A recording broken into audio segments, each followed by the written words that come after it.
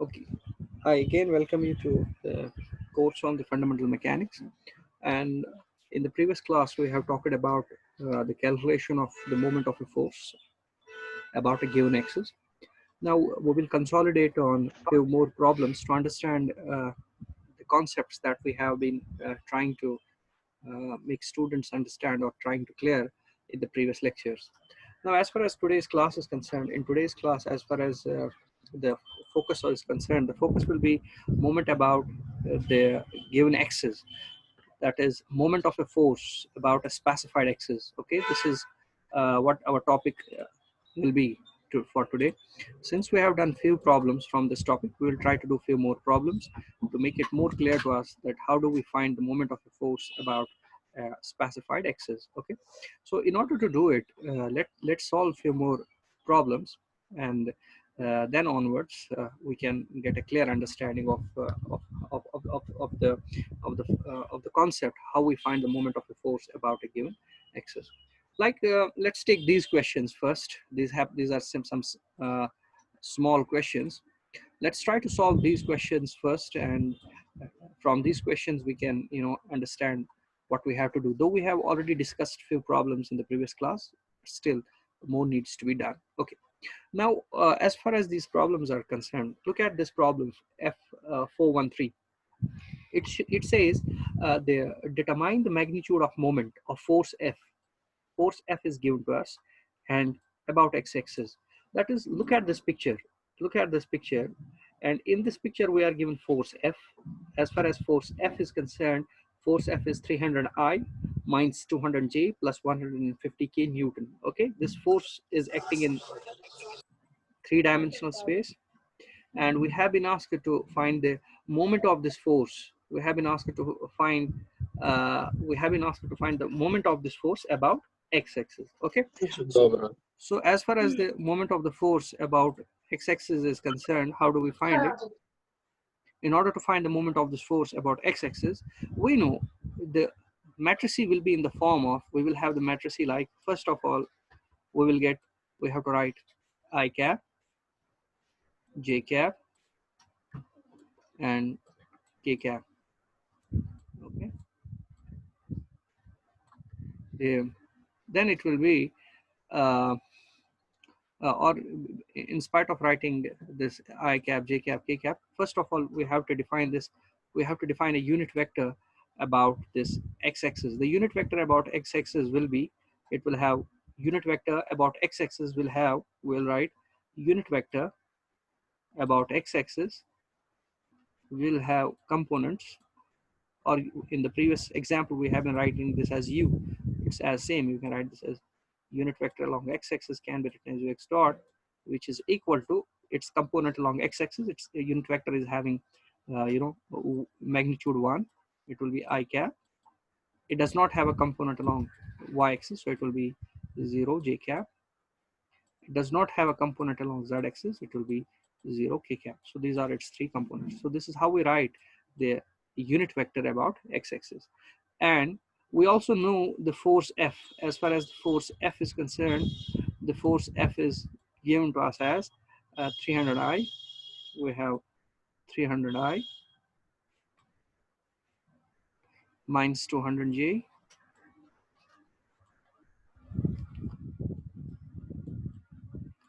plus 150K Newton plus 150K prime K cap Newton. Okay, so this is our force F. So this is force. Okay, now we should also know the radius vector r should be known to us. So in order to find r, we are free enough to find the radius vector. We can use any sort of radius vector to find the cross product between r and f. Okay, once we take the cross product of r and f about ex, we'll get the component of that moment about x-axis. Now what we will be doing in this as well as in the coming problems as well, whenever we have to find the moment, we'll be finding moment while we draw the radius vector from this point O. So as we draw the radius vector from point O, this radius vector we have to draw from point O to point B. Okay, so this radius vector we'll be calling as, this is our radius vector ROB vector. And once we know, can we write this ROB vector as, now in order to write ROB vector, ROB vector can be written as, what are its components along x-axis, what are its components along y-axis, and what are its components along z-axis. Now, as far as this ROB vector is concerned, look at this ROB vector. In order to reach to point B from point O, okay, in order to reach point B from point O, along x-axis, we will travel a distance of 0.3 meter. Along y-axis, we will then travel a distance of 0.4 meter. And along from point A, in negative z direction, we will travel a distance of 0.2 meter. We will reach to this point B. Okay, so we can write this. Radius vector OB as, this can be written as 0.3 I cap. Can be written as 0.3 I cap plus 0.4 J cap, and here we are going down minus, so it is minus 0.2 K cap. Okay, so this is radius vector. And since all the units that we are, it is 0.3 meters, 0.4 meters, 0.2 meters, so we'll be writing this as, the unit is meter. Okay, you can also find the radius vector OB as, first locate the coordinates of point B. The coordinates of point B are along x-axis, the point B is at a distance of 0.3 meter, so it is 0.3 along x-axis. Along y-axis, it's at a distance of 0.4 meter, so along y-axis it is 0.4, and along z-axis it is at a distance of minus 0.2 meter. Okay, so and the coordinates of point O are 0, 0, and 0. The coordinates of point O are 0, 0, and 0. So the radius vector from B to O will be, it will be 0.3 minus 0 I cap, that's what we are having here. 0.4 minus 0 along J cap, that's what we are having here. Minus 0.2 minus 0 along K cap, that's what we have here. Okay, this is one more way of doing it. So now the component of this force, sorry, the component of the moment bit of this force about Ex will be, we will write the matrix. The matrix will be, we'll have the matrix like this. So sorry, the determinant will be like this. First of all, we have to write the components of the vector, unit vector, about which we have to find the moment. We have to find the moment about x-axis. It can be written as 1, 0, and 0. So this is 0 and 0. Then we have to write the components of ROB, that is 0.3, 0.4, and minus 0.2. Okay, then we'll be writing the components of F. The components of F are 300, minus 200, minus 200, and plus 150. Okay, so we will be solving this. We'll be solving this determinant. Okay, so as we go on to solve this determinant, look, the units of this force are, Newton. The units of the radius vector are in meter. And once we take the cross product, the units of this vector will be in terms of Newton meter, and we know the units of moment or torque are also Newton meter.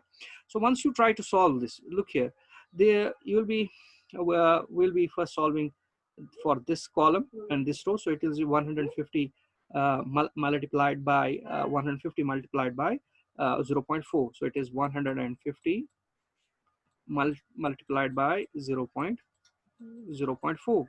Then you will go in this direction, minus, this is minus, minus is plus, because we'll, once we take this multiplication in this direction, we take it negative then.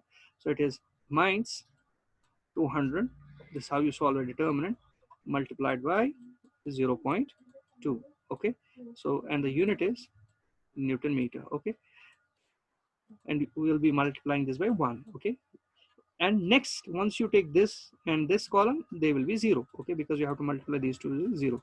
So it will be 150 multiplied by 0.4, that's equal 150 multiplied by 0.4 is equal to 60. So this is equal to 60, minus 200 multiplied by 0.2. 200 multiplied by 0.2 comes out equal to 40 Newton meter. 660 minus 40 is equal to 20 Newton meter. So it will be, answer will be 20 Newton meter. Okay, so we can write easily.